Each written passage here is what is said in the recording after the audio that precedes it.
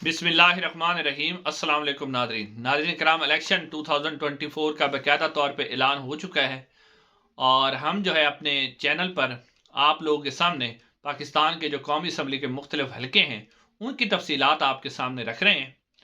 नाज़रीन, अगर आपको हमारी वीडियोस अच्छी लगती हैं और तबसरा अच्छा लगता है, जो हम एनालिसिस करते हैं वो आपको अच्छा लगता है, तो हमारे चैनल को ज़रूर सब्सक्राइब करें, वीडियो को लाइक करें और कमेंट सेक्शन में अपनी राय का इज़हार ज़रूर करें, क्योंकि जो आप लोगों की राय होती है वो सबसे ज़्यादा अहम होती है।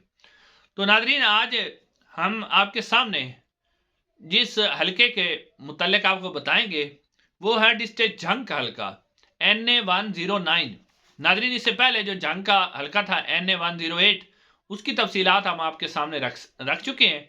आज हम जो जंग का दूसरा हलका है उसकी तफसीलात आपके सामने रखेंगे। नाज़रीन, डिस्ट्रिक्ट जंग का ये जो हलका है NA 109, ये 2023 की जो नई हलका बंदी है उसके मुताबिक इसका नंबर है, जबकि 2018 में जब इसके ऊपर इलेक्शन हुआ था तो उस वक्त जो इसका नंबर था वो NA 115 यानी NA 115 था। नाज़रीन, सबसे पहले आप जो है 2018 के जो नतीजे हैं वो मैं आपके सामने रखता हूं ताकि आपको अंदाजा हो सके कि कौन सा उम्मीदवार इस वक्त यहां पर मजबूत है। नाज़रीन, 2018 में जब इलेक्शन हुआ था तो यहां पर गुलाम बीबी भरवाना पाकिस्तान तहरीक इंसाफ की उम्मीदवार, उन्होंने 91,434 वोट हासिल किए थे और वो यहां से इलेक्शन जीत गई थी। जबकि दूसरे नंबर पर मोहम्मद अहमद लुधियानवी जमात अहले सुन्नत के उम्मीदवार थे, उन्होंने हासिल किए थे यहां से 68,515 वोट। और शेख वकास अकरम, वो भी आज़ाद हैसियत से इलेक्शन लड़े थे, उन्होंने हासिल किए थे 60,598 वोट। और सईदा सुगरा इमाम, जो कि साबिक स्पीकर कौमी असम्बली और जो है इस वक्त खानेवाल में से इलेक्शन लड़ते हैं, उनकी जो बेटी है सईदा सुगरा इमाम, उन्होंने 21,108 वोट हासिल किए थे और वो यहाँ से इलेक्शन में चौथे नंबर पर रही थी। अब नाजरीन, ये जो हलका है, क्योंकि इसके अंदर जो जंग शहर है वो पूरा शामिल है और साथ मुल्का कुछ देहाती इलाके भी शामिल हैं, तो आपको पता ही है कि नाजरीन शहरी इलाकों में पाकिस्तान तहरीक इंसाफ का वोट बहुत ज़्यादा है। तो इस हलके के अंदर अगर आप पार्टियों के हिसाब से देखें तो पार्टी में सिर्फ और सिर्फ पाकिस्तान तहरीक इंसाफ का वोट बैंक इस हलके के अंदर मौजूद है। लेकिन एक और बात भी ज़हन में रखनी है कि यहाँ पर जो जमात अहले सुन्नत है, जिसके रहनुमा मोहम्मद अहमद लुधियानवी साहब, उनका भी वोट बैंक यहाँ पर मौजूद है और उनका अपना ज़ाती वोट बैंक है। जमात का वोट बैंक है, वो अपना ज़ाती वोट बैंक भी रखते हैं, उसको भी आप नज़रअंदाज नहीं कर सकते। लेकिन नाजरीन, यहाँ पर जमात अहले सुन्नत के लिए परेशानी ये है कि मोहम्मद अहमद लुधियानवी भी उम्मीदवार हैं कौमी असम्बली के, वो भी चाह रहे हैं कि वो कौमी असम्बली का इलेक्शन लड़ें, जबकि जो मुआविया आजम साहब हैं वो भी जमात अहले सुन्नत के ही हैं, राय हक पार्टी के हैं, उनका और इनका वोट बैंक जो मुश्तरक है, वो भी चाह रहे हैं कि वो भी कौमी असम्बली का इलेक्शन लड़ना चाह रहे हैं। तो अब जो जमात अहले सुन्नत का वोट है वो तकसीम होने का खदशा है। अगर तो दोनों उम्मीदवार कुछ कंप्रोमाइज कर लेते हैं तो तकसीम होने का खतरा है, अगर नहीं कंप्रोमाइज करते तो फिर जमात अहले सुन्नत का जो वोट बैंक है वो तकसीम होगा। नादरीन, यहां पर पाकिस्तान मुस्लिम नून के जो टिकट है वो जा रहा है जी शेख मोहम्मद यकूब, जो कि शेख मोहम्मद यकूब इससे पहले जो है वो सूबाई असम्बली के मेंबर रहे हैं, मेंबर सूबाई असम्बली मुंतखब हुए थे 2022 के अंदर। तो अब शेख मोहम्मद यकूब जो है यहाँ पाकिस्तान मुस्लिम नून के टिकट से इलेक्शन लड़ना चाह रहे हैं कौमी असम्बली का, जबकि जो मुआविया आजम साहब हैं, मोहम्मद अहमद लुधियानवी साहब भी चाह रहे हैं कि उन्हें भी शायद जो है मुस्लिम लीग नून टिकट दे दे। अब मुस्लिम लीग नून उन्हें टिकट देती है या नहीं देती ये तो देखने वाली बात है, लेकिन शेख मोहम्मद यकूब साहब जो हैं वो अपना टिकट कन्फर्म कर चुके हैं।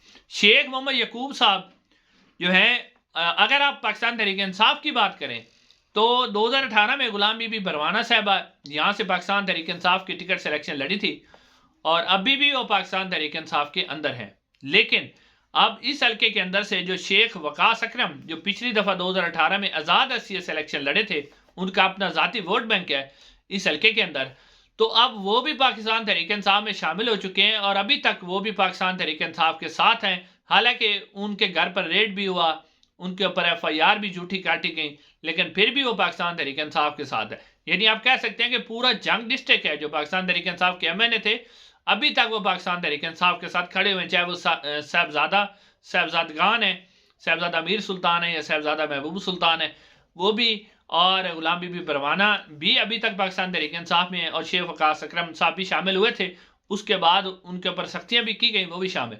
अब यहाँ पर पाकिस्तान तहरीक इंसाफ के जो टिकट लेने वाले उम्मीदवार हैं वो दो हैं। गुलाम बीबी भरवाना साहबा भी हैं, साबका MNA भी हैं, और हल्के के अंदर काफ़ी असर रसूख रखती हैं, उनका वोट बैंक भी है। उसके अलावा जो है टिकट जो दूसरे लेना चाहते हैं वो शेख वकास अकरम साहब हैं।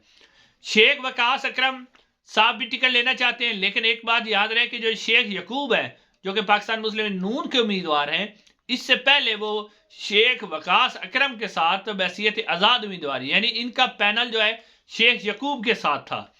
तो अब जो शेख यकूब साहब हैं वो चले गए जी मुस्लिम नून के अंदर। तो क्या अब शेख यकूब जो है वो क्या शेख वकास अकरम के वोट को कोई डेंट डाल सकेंगे? क्या उनके वोट बैंक के अंदर कमी हो सकेगी? क्या पाकिस्तान तहरीक इंसाफ ये देखेगी कि शेख यकूब जो है वो चले गए हैं तो उससे क्या शेख वकास अकरम के जीतने के चांसेस कम है? ये चीज़ भी जेहन में रखने वाली बात है। लेकिन हो सकता है कि पाकिस्तान तहरीक इंसाफ जो है वो टिकट दे दे। अगर तो शेख वकास अकरम को अगर वो टिकट देती है और गुलाम बीबी परवाना जो है वो किसी सूरत में भी जो है MNA का इलेक्शन लड़ने से नहीं, यानी कि वो कहती है कि मैं भी इलेक्शन लड़ूंगी, कंप्रोमाइज नहीं करती, तो इससे भी पाकिस्तान तहरीक इंसाफ को भी नुकसान होगा। पाकिस्तान तहरीक इंसाफ को भी फिर नुकसान होगा। दोनों उम्मीदवार अगर खड़े हो जाते, अगर किसी तरह कंप्रोमाइज हो जाता है, एक उम्मीदवार जो है, ज्यादा चांसेज ये है कि टिकट इस दफा शेख वकास अकरम को मिलेगा और गुलाम बीबी भरवाना साहबा को शायद कोई किसी और तरीके से कंपनसेट किया जाए, उन्हें कोई सेनेटर बना दिया जाए या उन्हें कोई स्पेशल सीट पे MNA बना दिया जाए। अगर वो इस बात पे राजी हो जाती हैं तो फिर जो है पाकिस्तान तहरीक इंसाफ की पोजीशन मजबूत हो जाएगी।